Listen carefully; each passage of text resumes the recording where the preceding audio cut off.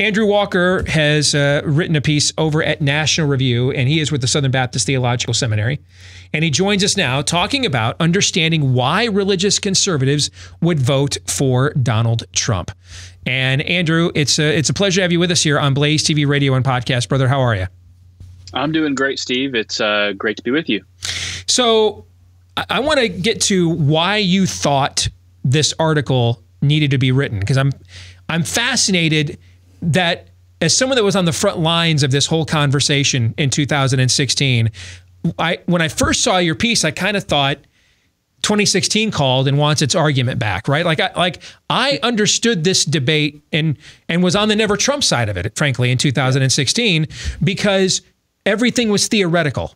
We had no record. We had no performance to judge. We could only judge Donald Trump, the person. And as somebody from the First in the Nation caucus state who got to know him because he wanted my support over a couple of years, I liked him on a personal level. But when you looked at his character in his personal life, when you looked at some of the things I stood almost right next to him and heard him say, like, I like POWs that don't get captured, and a self-esteem guru who makes Joel Osteen look like Augustine is my favorite pastor. I'm like, that's just a bridge too far for me. I gambled on Republicans that were nice guys, from the Mitt Romneys to the Bushes in the world, and almost got nothing in return. Why would I gamble on this guy? But now that he's been in office for 4 years, there's a record now. I mean, either you like the record or you don't. And so and then the Democratic Party just wants to end our belief system. They are unabashed about that. They want it vanquished from the public square. So I am fascinated why a smart guy like you thought that this still needed to be so detailed and fleshed out, with given the president now has a record to look at. Who do you think still doesn't understand this? I mean, and doesn't willfully not understand it? Because I know all kinds of media people that willfully don't understand it, but sincerely don't understand this. So I think there's two ways to answer that. The first of which is I wrote this somewhat internally for Christians who are having this discussion, because if you hang out in Christian circles on social media, the issue of whether Christians vote for Trump is a very, very divisive conversation. And it's easily heaping judgment on one side or the other. And so my whole approach right now has been to attempt to bring some level of clarity and understanding and sympathy internally in how we think about the voting process. But then that's the internal motivation. The external reason for writing this was, to be frank with you, I think religious conservatives are unfairly depicted in broader culture. The clip that we saw that went viral on CNN with Rick Wilson and Don Lemon laughing at the boomer rube demographic. Right. Well, the subtext of that is it's a lot of religious people. And the subtext is religious people are either all in for Trump, they're mouth foaming Trump supporters, or the alternate interpretation is you're just constantly never Trump. There's nothing redeemable. There's no reasonable reason why someone would ever bring themselves to vote for Trump. And my experience talking with religious conservatives on the ground, and I'm one of those religious conservatives, and I was very much never Trump in 2016. And I'm still Trump skeptical is what I would say, just because of his personality and his demeanor. But I wanted to try to bring some clarity on this middle ground group that I'm calling reluctant Trump, that are neither all in for Trump, they're not wearing the MAGA hats, but they also see that there are calculated, reasonable reasons that would justify voting for Donald Trump. And it may not be voting for the persona and character of Donald Trump. It's the fact that the personnel of his administration and the policy of his administration is far more amenable and less hostile than the Democratic alternative. And I'm with you. In 2016, a lot of my convictions around this were rooted in the fact that I thought he was a completely untrustworthy character. I'm still not sure necessarily how trustworthy he is at the personal level.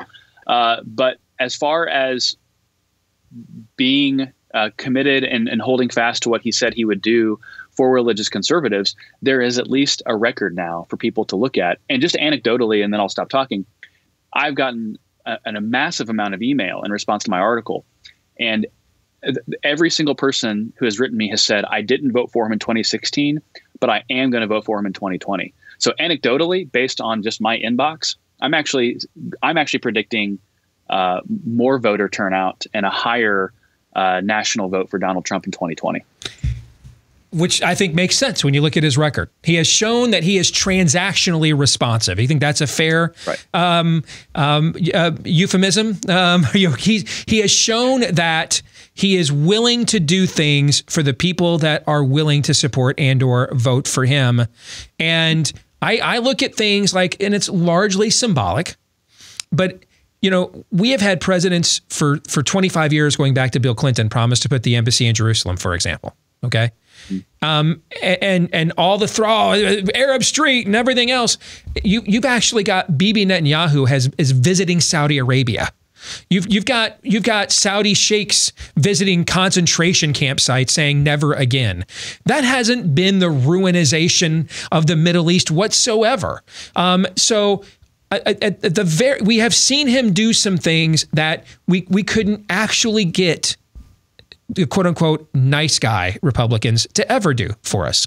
I think just as the pressure I feel, Andrew, is I felt a lot of pressure as one of the younger guys at this advanced stage with a national platform that is concerned about my age and the generation behind me, because the younger you go, the more Trump skeptical you get, right? Okay. Sure. And I've got to, I want to reach them with a biblical worldview for the remainder of my career. And is this guy worthy of cashing in a lot of my show capital for, when then if he doesn't deliver later, I look like a complete and total fool, right? And that was a major calculation of how to be a good steward with the platform God gave me that I wrestled with in the last election. I now feel like this has kind of gone the other way now. Where now I feel like if I acknowledge the stuff he does, I agree with, I have to cease believing the things I actually believe now because Donald Trump did some of them. And so therefore I become a orange man, Cheeto Jesus saves shill because I thought the capital of Israel was Jerusalem prior to 2015, Andrew. I don't know about you. I thought that we should ban late term abortion prior to 2015 and we should defend religious freedom prior to 2015. And now suddenly, if he does the things I agree with, now I am a shill. I think this thing is kind of pendulum swung the other way here. What are your thoughts?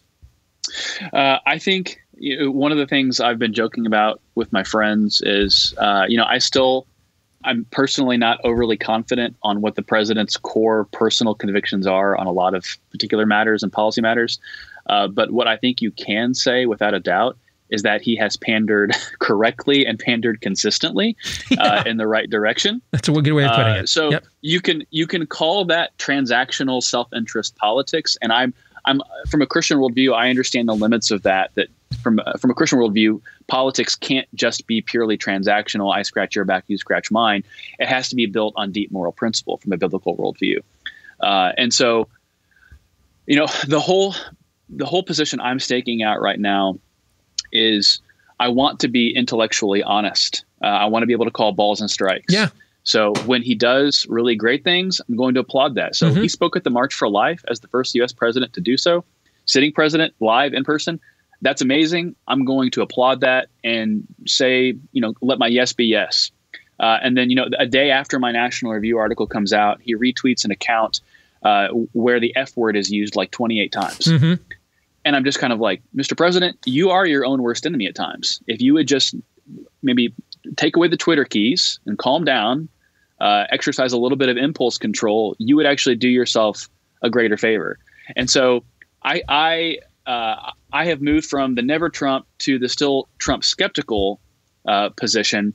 But I have to be intellectually honest and say, if you're a religious conservative and if you're socially conservative, which that's my priority in terms of my political worldview, even though he's not a great representative for social conservatism in terms of his past marital record, he is installing policies and personnel that are unmistakably more favorable to the social conservative side. You look at individuals who were suing the HHS department under the Obama administration because of the HHS mandate. These are the same people now running the HHS department. And so it would be intellectually dishonest for Trump skeptics to look around and say, no, he has done no good for our causes, because he has. But I'm going to keep constantly pleading that a Christian politic is going to always require us to keep some distance from the proximity of power so that we can keep that moral prophetic distance to call a spade when we need to. But in turn, still trying to be intellectually honest and calling balls and strikes when there's good and when there's bad. Along those lines, while you're here, there's something I want to ask you about, just on a personal level as a Christian with a platform, has bothered me the last few years. And I want to get your take over there from your purely theological perch. Because I have been very resistant about, I've this in some respects is the first TBN presidency, is how I've described it to my audience. If you turn TBN on, about every fifth show has really good orthodoxy, and the rest is just complete prosperity, heresy, trash. All right. Paula White is a scam artist. I don't hesitate to point that out. I mean, I am never, as long as I get this platform, I am never going to compromise the centrality of the gospel for a politician. Period. Right. Okay. Good. And I'm able to separate those two things. I'm able to say, hey, Mr. President, I appreciate this, but Paula White's still a scam artist, but thank you. Okay. That, what I see though, the last few years, I just see a guy like a Robert Jeffress as just a pure opportunist. I mean, he's violated everything in Proverbs about being careful about eating at the king's table, basically. Guy just likes watching himself on Fox News, and he'll say and do whatever Trump wants him to say to do it. What bothers me, though, is there has been this opposing tide now that I think thinks that they're doing principled opposition to the likes of the individual that I just mentioned, Andrew, but I think they're actually doing emulations of it. And I've tried to get this woman on our show multiple times. I never hear a response. But I mean, it's like once a week, Beth Moore jumps on Twitter to say people are using the gospel to promote racism. And then never, ever points out a specific example of that. Because if I ever saw something like that, I'd use the full power of what we have here at the Blaze to scorch earth that hack. Okay.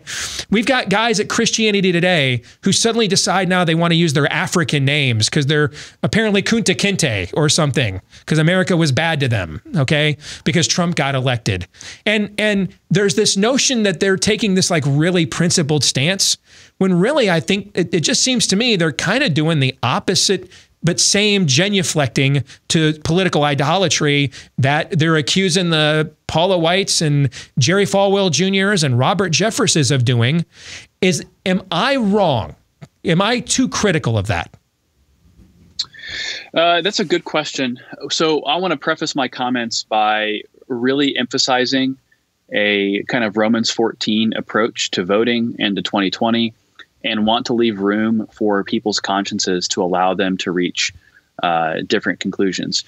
But what that means in turn is I'm going to allow the person who is a hardcore, never Trump Christian to maintain that position. But I also then want to maintain and allow the person who reaches a different conclusion to have their conclusion, and then not refract the entirety of their personality and their worldview through something as really basic as voting. But I will echo your sentiment. I do think that there is a particular strain of evangelical witness that, again, I think is motivated by a good cause for moral consistency and moral witness. And I'm never going to cast aspersions on that motive. What I think it problematically results in is an over-idealized conception of what politics is. So in my piece that I wrote about, I appealed to Augustine in terms of this political realism, that Christians believe in absolute right and wrong. But the world's stage that we operate on doesn't always give us the ability to achieve those perfect rights and those perfect wrongs on zero-sum terms. And so that requires working within the system to bring reform to the system, while at the same time not ascribing to any particular party or any particular one candidate this eschatological hope or this eschatological despair that the future of our faith literally hinges on one particular person. Right. I think that's very well said. And I don't understand. To me, I don't have a lot of sympathy for you allowing Donald Trump to change your theology in order to justify voting for him, or to change your theology in order to justify not doing so. To me, either case is idolatry. You've made Donald Trump your God. You're conforming to his image, one way or the other. That's exactly right. And I think what we need to be doing as Christians in an election is having some, checking our heart, so to speak, of, on what basis are you voting for him, or on what basis are you voting against him? And kind of asking yourself, is there any legalism? Is there any judgmentalism in our hearts? And again, I just keep coming back to this, being intellectually honest. I have no interest in imputing to Donald Trump things that he is not. If I'm just being candid between us, I don't believe he is a regenerate Christian. Neither do I. But I believe he is someone, because he has a conscience, that he's made in the image of God, that he can get some things right, that he can put people around him that can make good policy decisions. And we're seeing that happen. I don't know if this is exclusive to just Donald Trump. I think maybe any Republican president could be doing some of these things. We can debate whether that's the case or not. But, when I look to see what is facing us in a Democratic alternative, when the Democrats cannot stand and applaud at the president during the State of the Union calling for a prohibition on partial birth abortion, they sit there stone-faced. That means that we're dealing not at the level of policy. We're dealing with the level of morality, metaphysics, and who is ultimate authority in this world. An opposing religious system, not just a political ideology at that point. Great stuff, Andrew. Thanks for joining us here today on The Blaze. God bless. All right, take care. Thank you, Steve.